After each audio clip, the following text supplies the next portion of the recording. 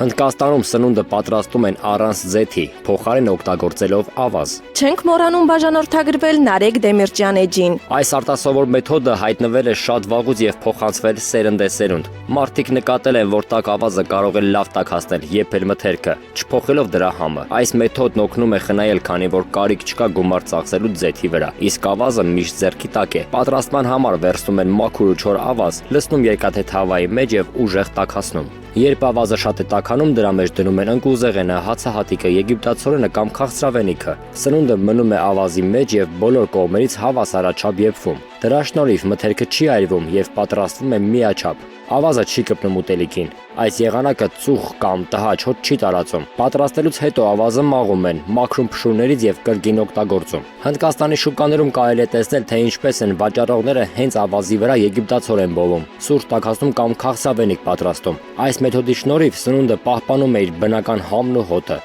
Շատերը կարծում են, որ այսպես պատրաստված մթերքը ավելի համեղ է եւ ավելի օգտակար։ Հնագույն այս միջոցն այսօր էլ զարմացնում է մարդկանց իր պարզությամբ եւ յուրահատկությամբ։ Չենք մոռանում բաժանորդագրվել Նարեկ Դեմիրճյան էջին։ Շնորհակալություն։